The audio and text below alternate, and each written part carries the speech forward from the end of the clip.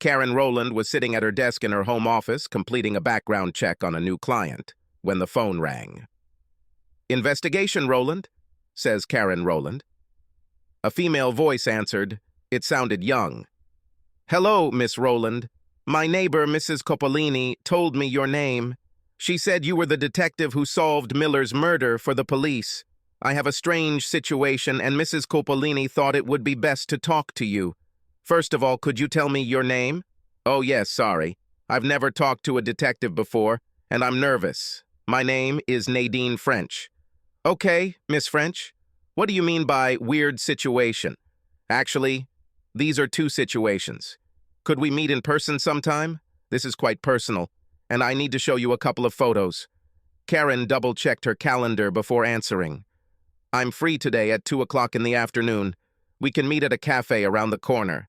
At this time, it is never crowded here and no one will disturb us. Will this time suit you?" "Yes, I'm free all day. Thank you."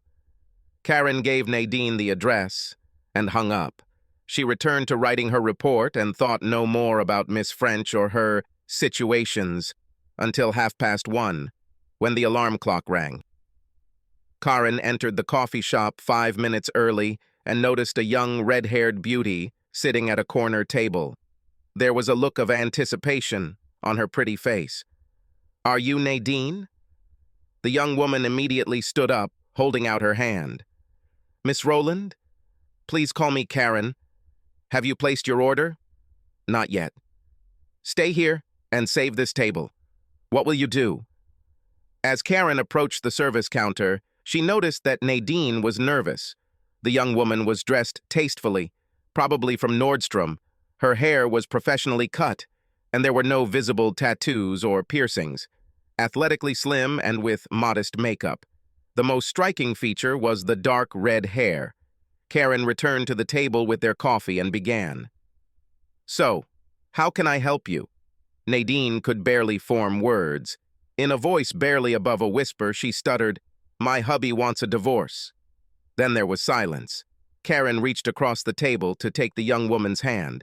"Start from the very beginning. You said there were two situations." Nadine wiped her tears with a napkin and then began to tell a strange story.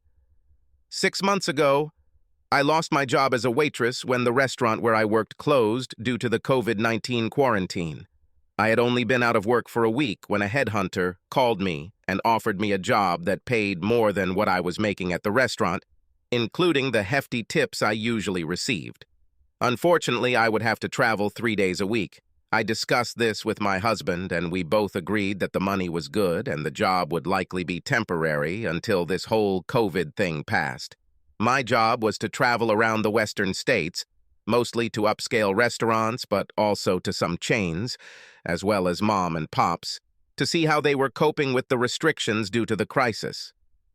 I went into each restaurant once or twice, ordered food, assessed their protocols and service, then tried to interview management. I had a form that I filled out after each assessment and emailed to the office. Nadine fell silent, her eyes filling with tears and her shoulders shaking.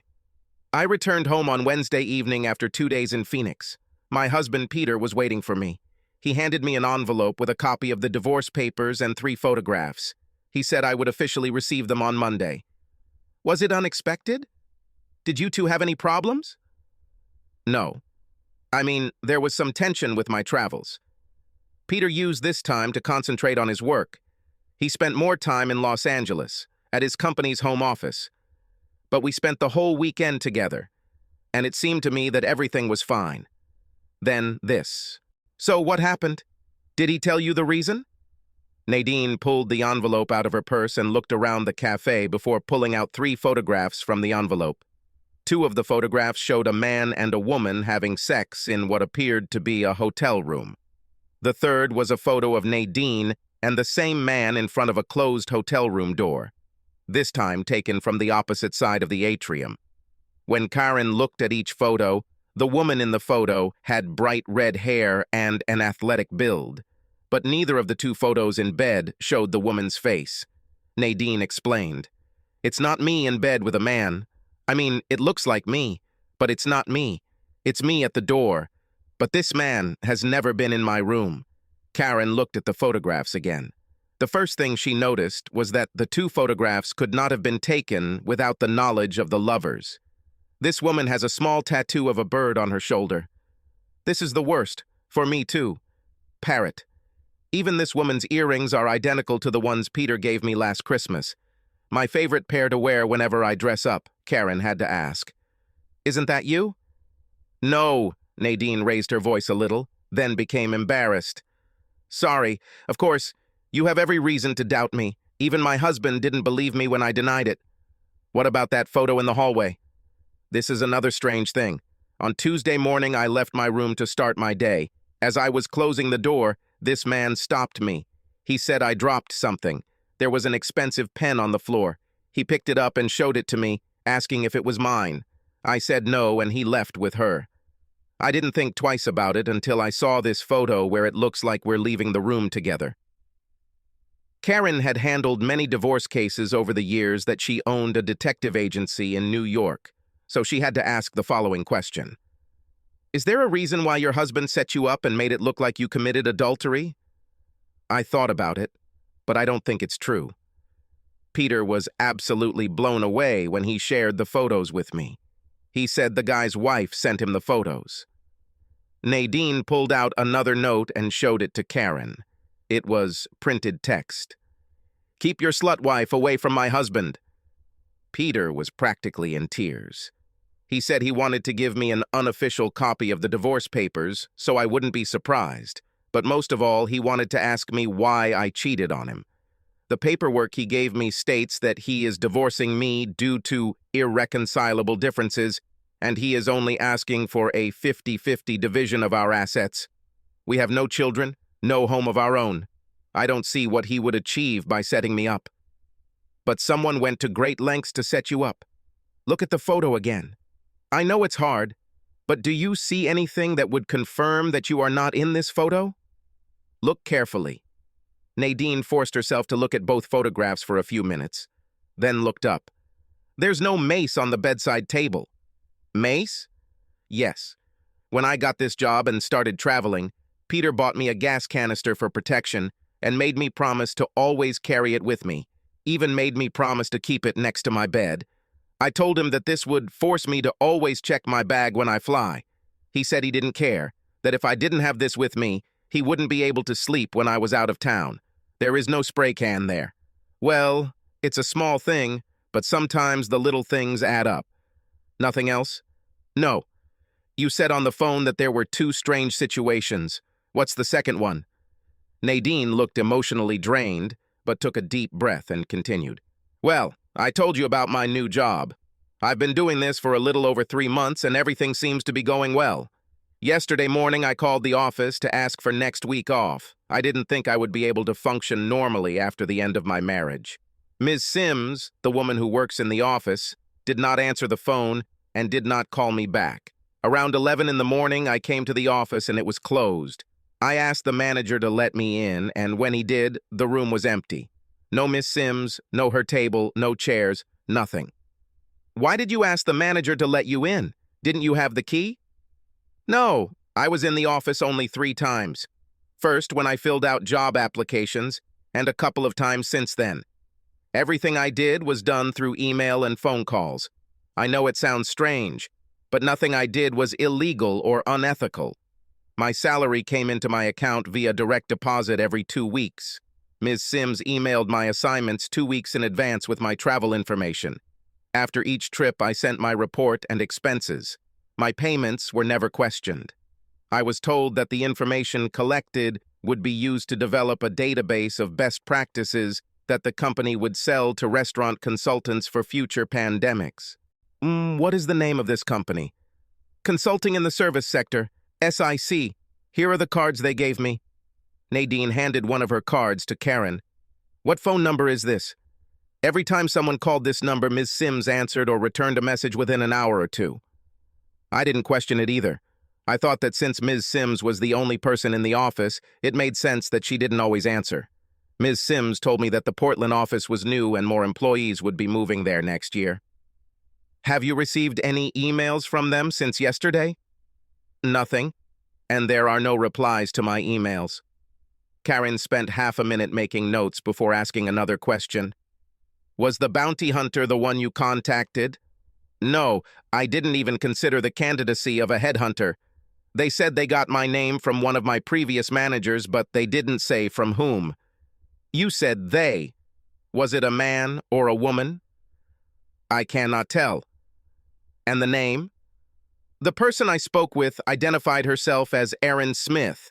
I was never given the name of the company. Erin Smith said the hiring company paid all expenses. I was so excited that I never applied for it. And your only contact at SIC was this Sims. Yes, Dory Sims. I think she's English, maybe Australian. She has an accent.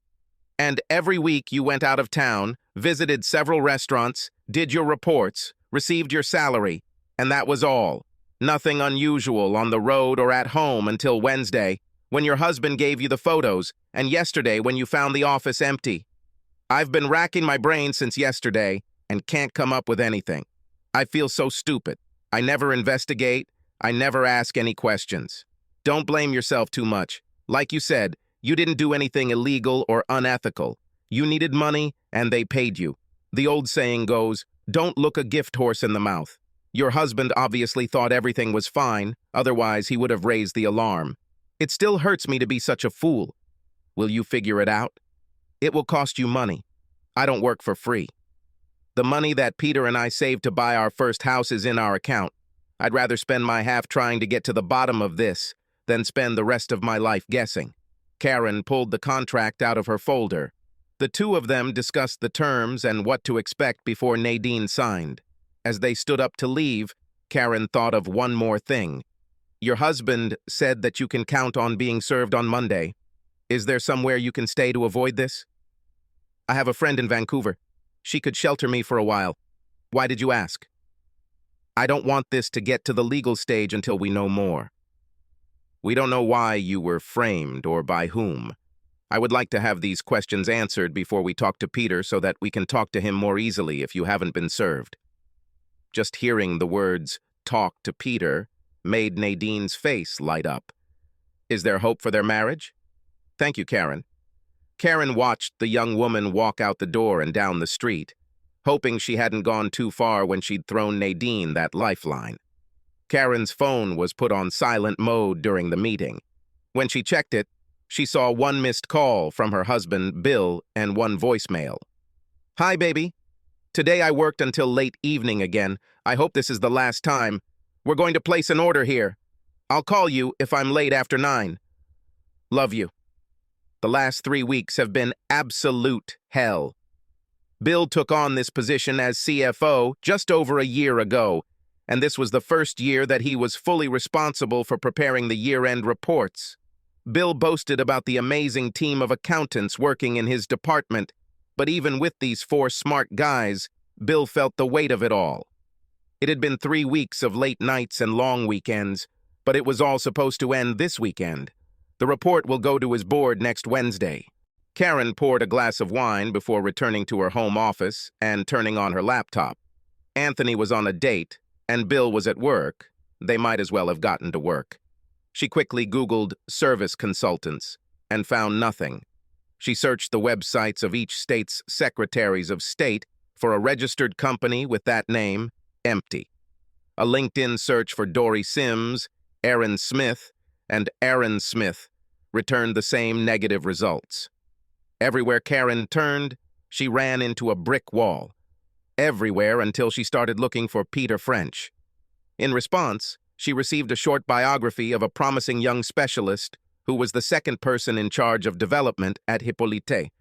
It was already 8 o'clock and she was still standing at the terminal when her phone beeped with an incoming message. Ready. I'll be home in 20 minutes. Pour me some ale, please. 20 minutes later, Bill walked into the house, casually kissed and hugged Karine tightly, then took 2 sips of the Bridgeport IPA Karine poured for him. Remind me why I took this job? Because you like it. At least you loved it the other 50 weeks of the year. Are you really done with the report? Yes. Daniel and Larry are doing the collating and binding tomorrow, but everything is already done. I don't want to hear an accounting term until Monday morning. Bill looked into Karen's office, saw a glowing display and all the notes scattered on her desk. "What are you working on so late?" "Sit down. Damn it, Bill, you've already finished your ale. Give me your glass." Karen went to the kitchen, poured Bill a second glass of ale and another glass of wine for herself. Then she told Bill about the strange case of Nadine French.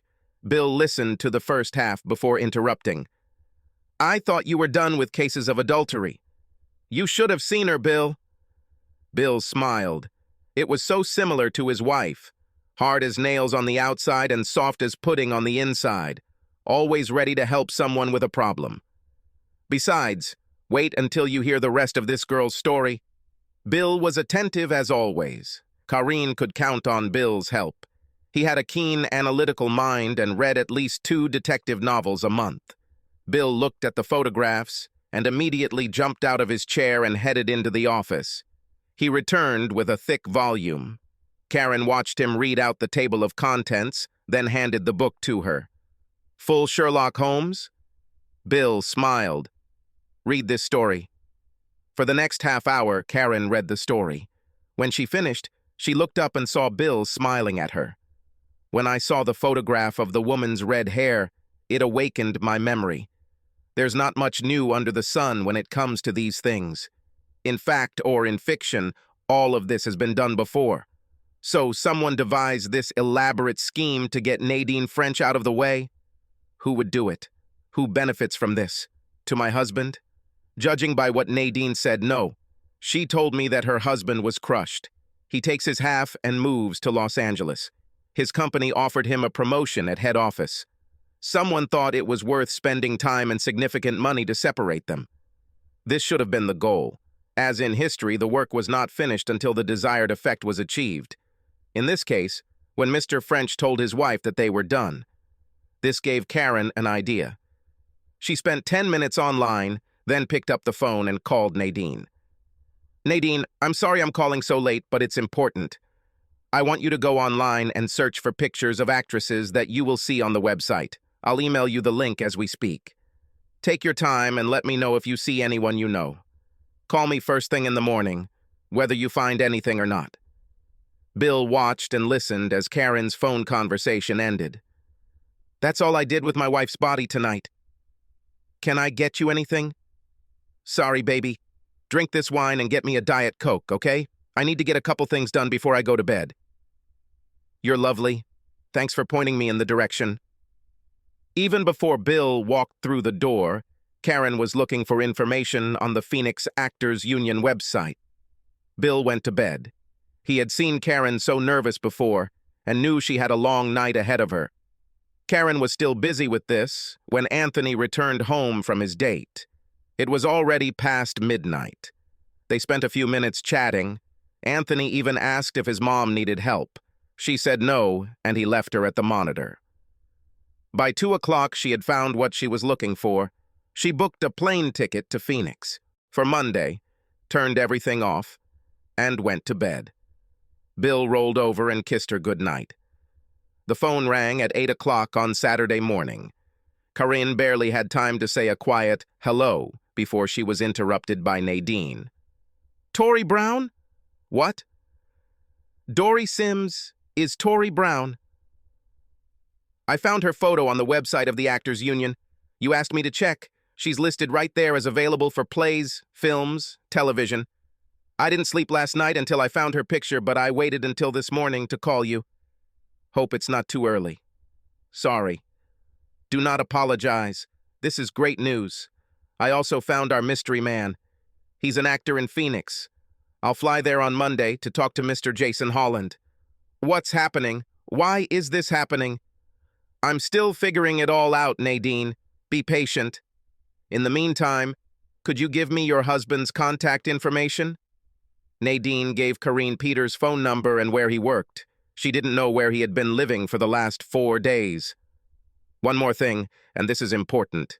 Don't hide anything from me. If you do this and I find out, I'll quit.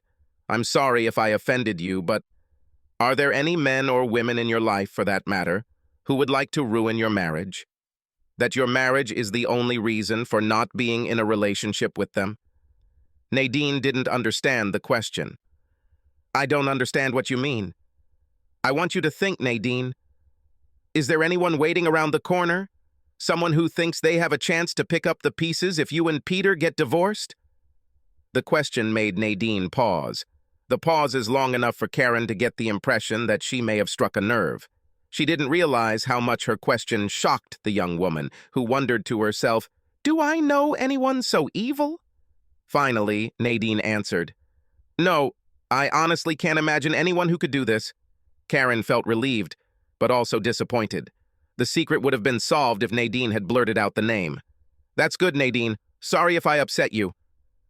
On Monday morning, Karen stood in the TSA line, waiting to be subjected to yet another humiliation.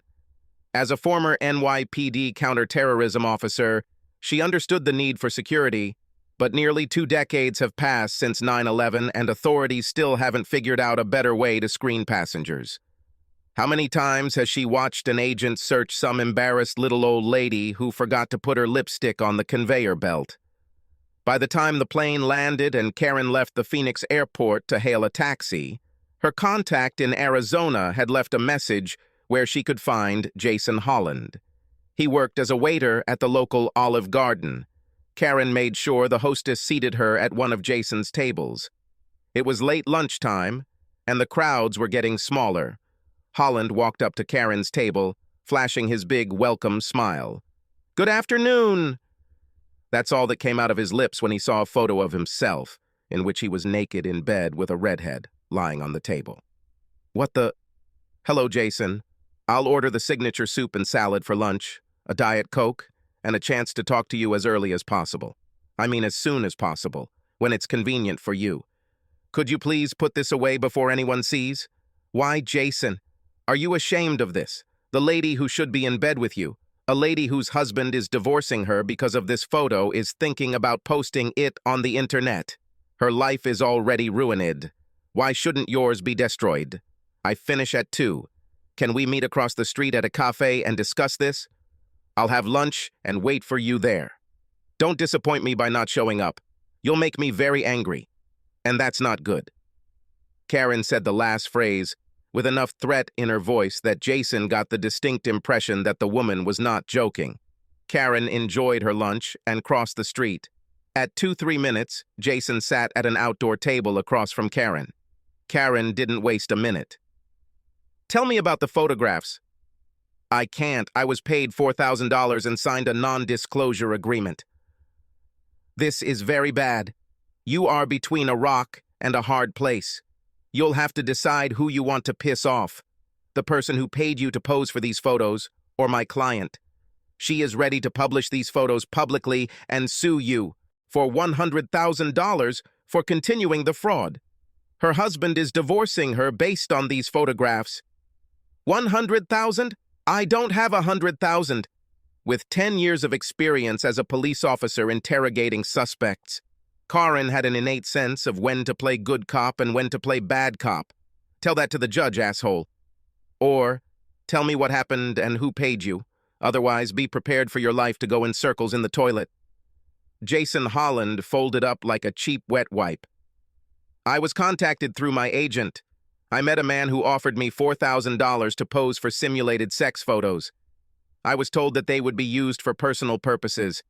They would never be seen in public, and were given a contract to sign, which included his guarantee to me and my non-disclosure agreement.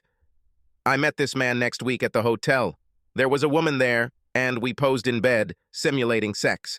The guy stood next to the bed and took several dozen pictures. The next morning, I waited for a woman who looked like her to come out of her hotel room. I was told to take the handle that was in front of the door, ask the woman if it was hers, and then leave. The same guy was right across the atrium, in the room he'd been in the night before, taking pictures of the meeting. Have you ever seen a woman at the door before? No. Where is your copy of the contract? In my apartment, locked to my desk. Describe the man. A big guy, about 190 centimeters tall. In his early 30s, mixed race, bald. Reminds me a bit of Vin Diesel. What about your bed partner?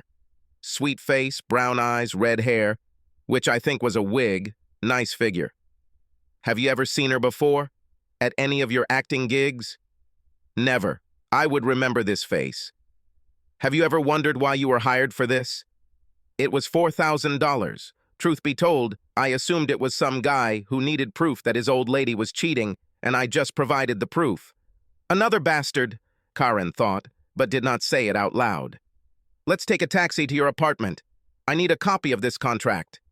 Jason didn't argue. An hour later, Karen returned to the center. In her briefcase was a copy of the contract and a statement signed by Jason Holland saying that the woman in the sexy photos was not the woman at the hotel room door.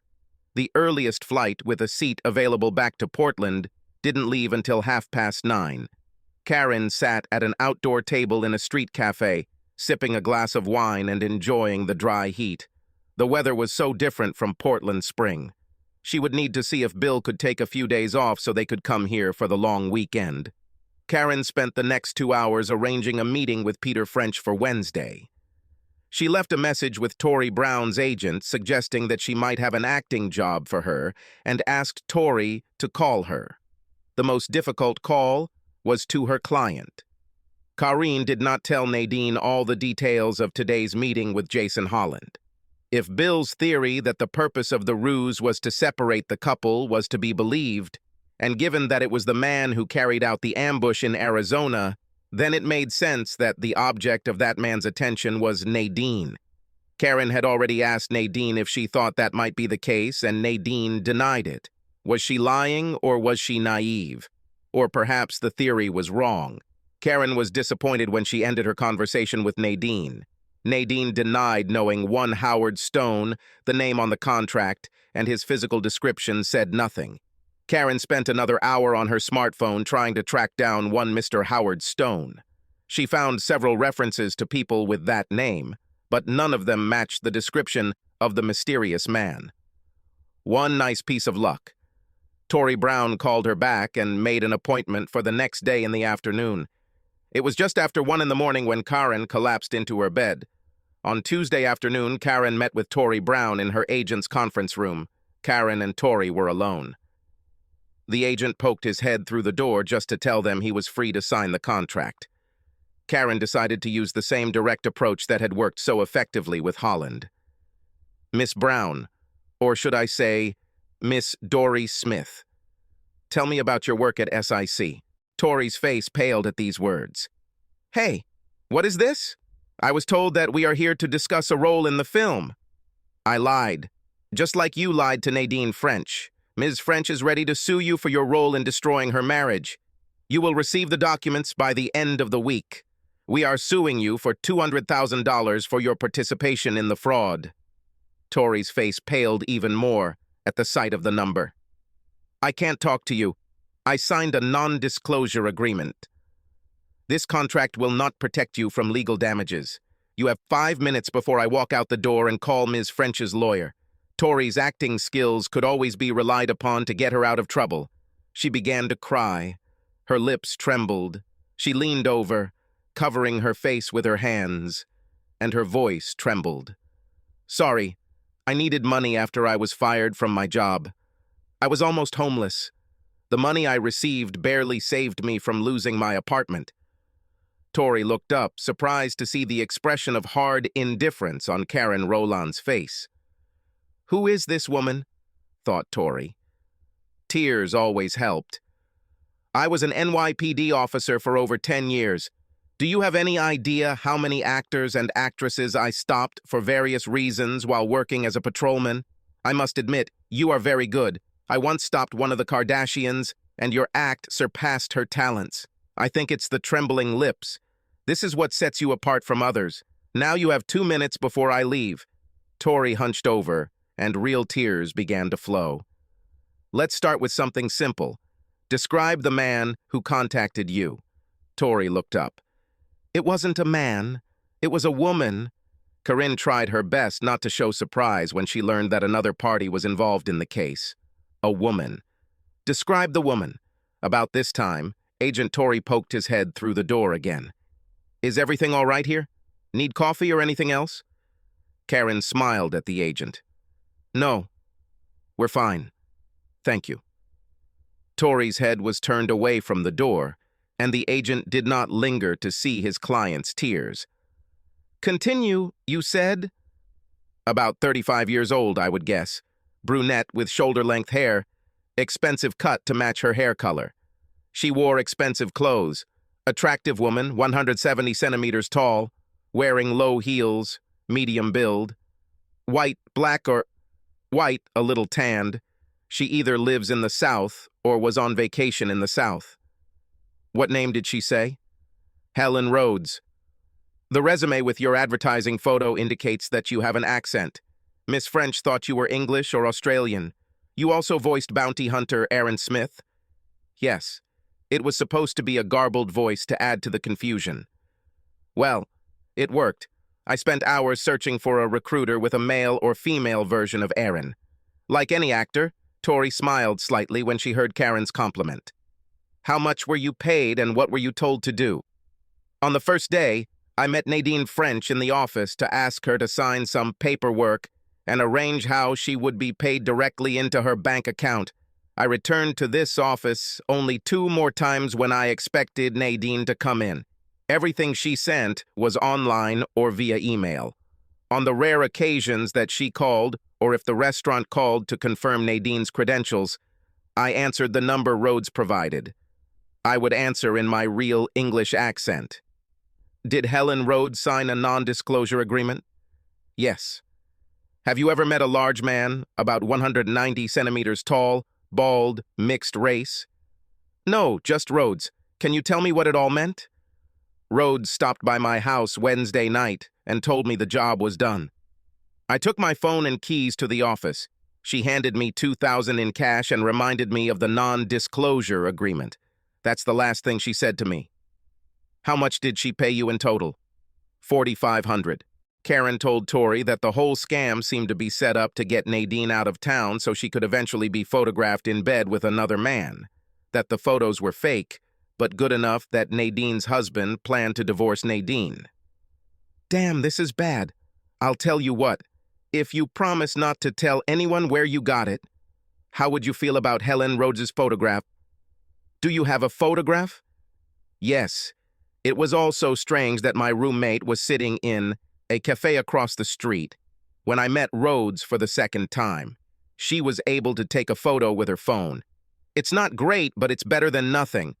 I have this on my phone." Tori showed her the photo. "Can you forward it to me?"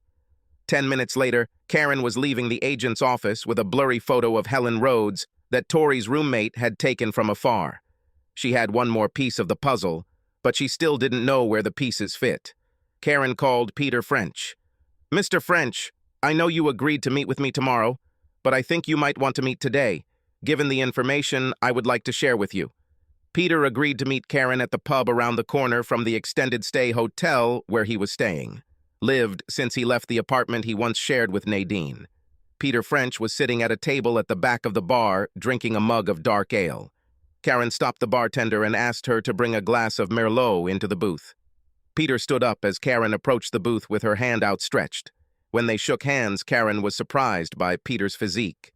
Nadine told her that Peter was a computer programmer, and the man standing in front of her had the body of a football player and the face of a movie star.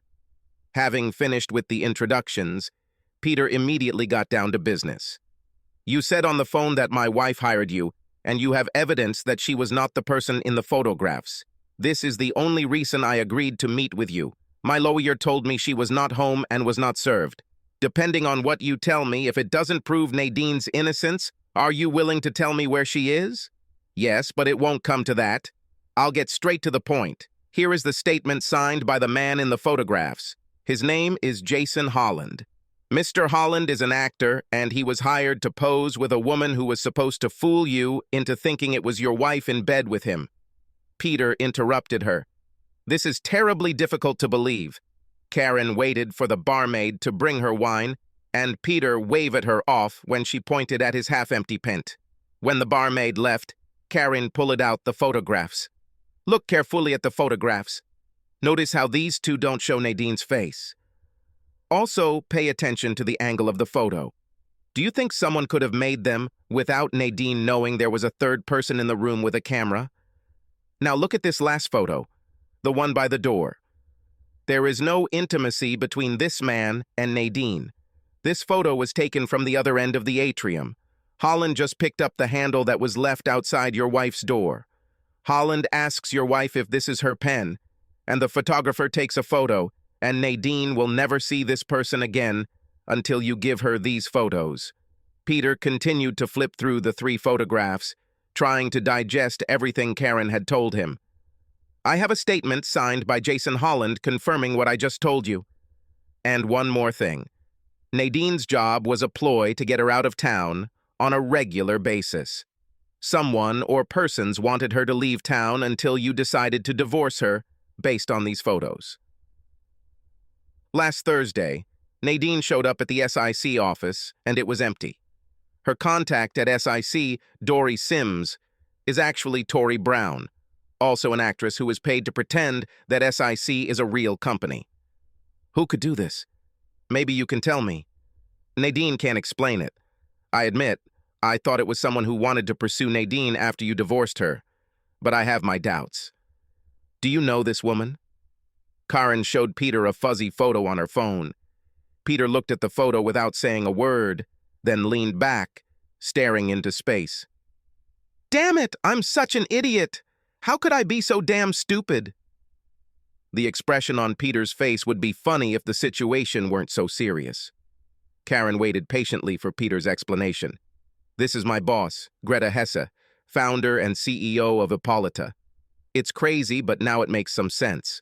She gave little hints about how traveling spouses might be tempted on the road, how even the strongest marriages rarely survive suspicion, if not outright infidelity. I called Greta on Tuesday evening and told her that I needed some rest, that she was right and Nadine cheated on me, that it's all over between us. Greta offered to pay for my move to the headquarters in Los Angeles. I always thought her flirting was a little over the top, almost harassing, but she knew I was devoted to my wife. So she started all this because she had a crush on you? Yes. Incredible, isn't it? A little over a year ago, at a company holiday party, Greta got a little drunk. This was completely out of character. She said a few words to me about Nadine not being on my level. That little waitress, as she put it. I ignored the comments, and 2 weeks later, when I arrived at the head office, Greta apologized. I told Greta that if anyone was out of sorts, it was me, that I am happy in my marriage. Wait, do you know a man about 190 centimeters mixed race, similar to Vin Diesel? Looks like Andre Hillman, Greta's personal bodyguard. He's a photographer. He hired Holland in Phoenix and took the photographs. The two of them sat in silence for a minute, drinking and thinking. How did your boss know about the parrot tattoo and special earrings? Probably from a holiday party. There was a photographer there. Nadine was wearing a backless dress and did not cover her tattoo. She probably wore these earrings to the party. They are her favorite when we go out. Peter looked deeply into Karen's eyes. I really screwed up. Do you think Nadine will ever forgive me? Why don't you call her and find out? Even Nadine said she would have thought it was her in bed with the guy if she didn't know better. They thought of everything. Hairstyle, tattoo, earrings. Your boss played on the inevitable problems when spouses travel. You've both been played by someone willing to do and spend anything to make you suspicious. Peter and Karen spent another half-hour discussing what he would do about betraying his boss and came up with a plan. Peter dialed Greta's personal number. The call could not be used in any legal proceedings, but it would confirm Greta's involvement. Greta was pleased to see Peter's number appear on her phone's display. Hello, Peter. Greta, it's slowly dawning on me, but I just realized it. You were the one behind Nadine's work, sending her out of town, giving her the opportunity to cheat on me until she finally ended up in bed with another man. Greta couldn't believe her luck. Peter still thought it was Nadine in the photos, but she wasn't ready to admit her part in the conspiracy. Peter, I don't understand what you're talking about. Please, Greta, if we're going to have any kind of future, you have to tell me the truth. We can't start a relationship if we start it with a lie. Tell me why you did it. Because you're a big idiot. I'm madly in love with you. How could you not know this? But of course because you are a typical ignorant man when it comes to love. That's why you didn't know your wife was cheating until I showed you the proof. Now come here where you belong. Peter had heard enough and needed to end the conversation before he lost control. Imagine this woman calling his wife a cheater. It will take me some time to sort everything out. Be patient for a few weeks. Fine. I'll wait, Peter, but not for long. I've already waited too long. I love you. Peter hung up. My God, this woman is delusional. Now call Nadine. Karen got up to leave. I'll take care of the rest. As we agreed. You will take care of Nadine. She stopped to pay the barmaid for her drinks and couldn't help but overhear Peter. Hi, baby. I'm sorry. So sorry that you can't even imagine. Can I go home? I miss you and love you. Karen headed to her car thinking that sometimes this job wasn't so bad. She booked a plane ticket to Los Angeles through an app on her phone. Karen walked through the door to find Bill and Anthony in the kitchen preparing dinner together. Karen kissed Anthony on the cheek and Bill on the lips. Bill put his arm around Karen's waist and squeezed possessively. Karen looked Bill in the eyes. Have I ever told you how much I love you? About 10,000 times or more. Why did you ask? What have I done now? Is supper ready? I can tell you while we eat. I'll go take a shower. Wine? We're having spaghetti today.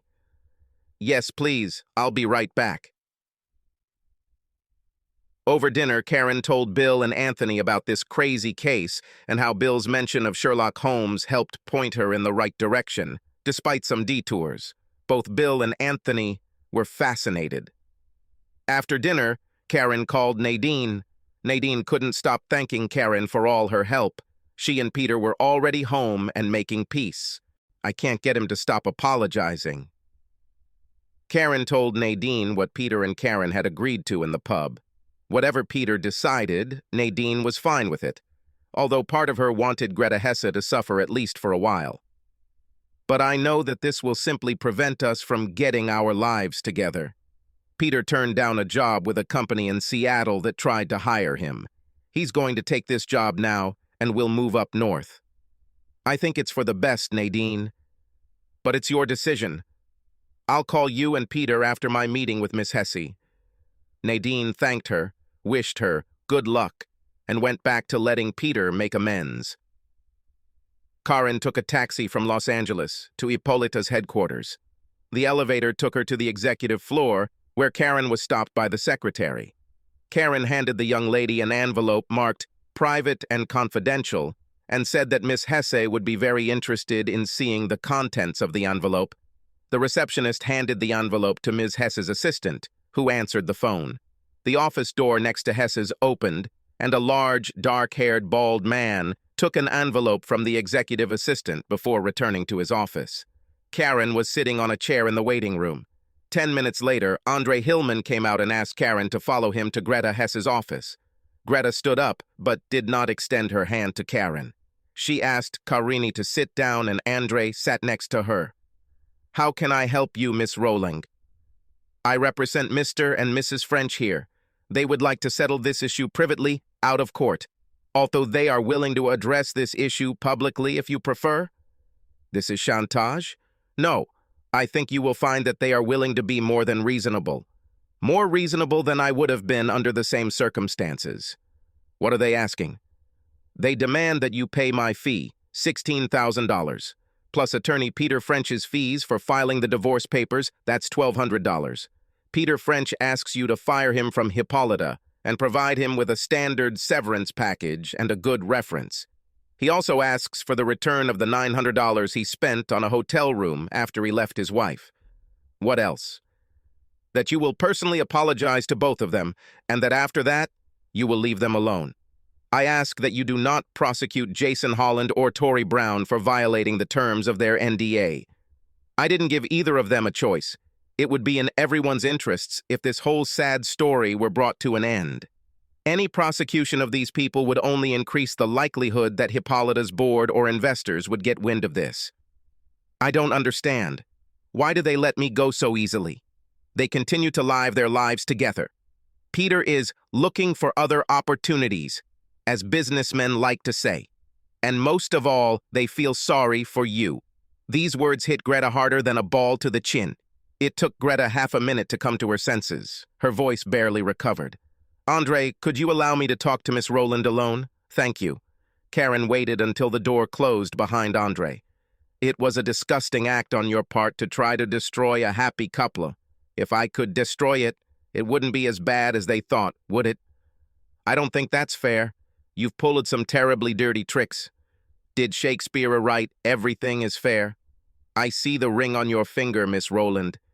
You have someone to come home to, someone to share your bed with at night and cuddle next to." Karen didn't answer, so Greta continued. "Over the past 7 years, I have had relationships with 3 men.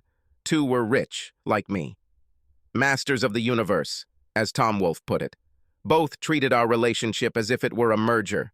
Romance was less important than the connection of 2 entities. The third was a fraudulent gold digger who almost led me to the altar. Then I met Peter French, a wonderful man, handsome, balanced, smart, all the qualities of a right guy.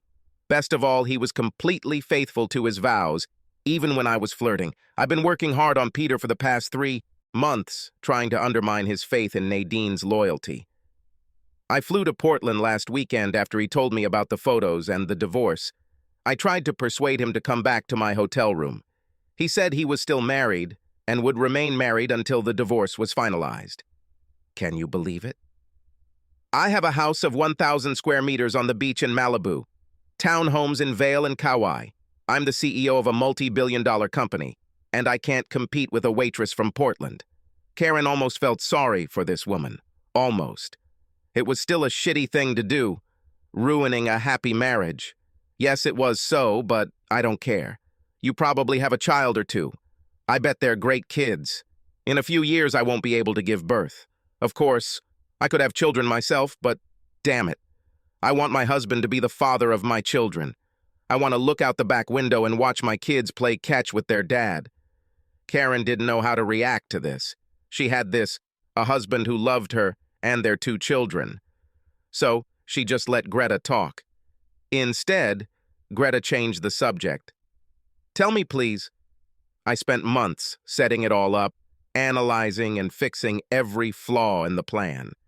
"How did you figure this out in less than a week?" Karen considered leaving the woman hanging, but thought, "What the hell?" and told her. Sir Arthur Conan Doyle wrote a short story back in the 19th century, The League of Redheads, a detective story about Sherlock Holmes.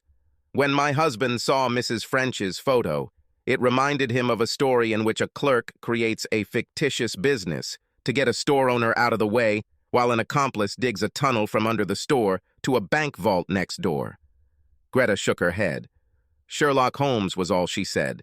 Greta opened her desk drawer and took out her checkbook. "I agree with all the conditions. Who should I write your check to?" She wrote a check. "And the lawyer?" Greta wrote out a second check, made out to the name Karen gave her. Greta wrote a third check.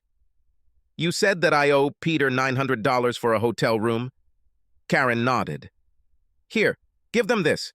I'll fly to Portland later this week and apologize in person. But for now, you can tell them I'm sorry." Greta wrote a check to Peter and Nadine French for $900,000.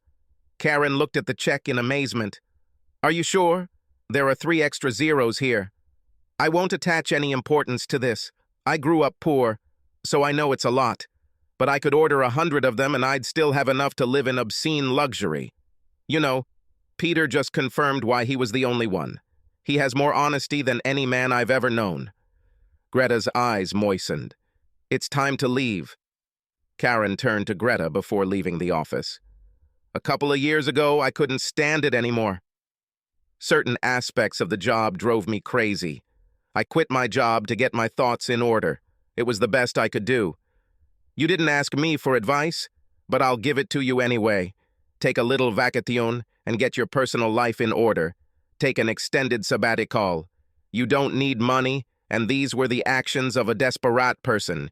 It is the nature of all AA personalities to want everything."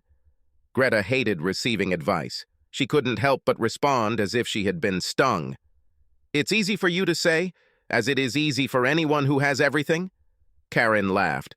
"Well, I would like my leg back," and walked out the door. Greta stood at her desk, thinking, "What strange things I say."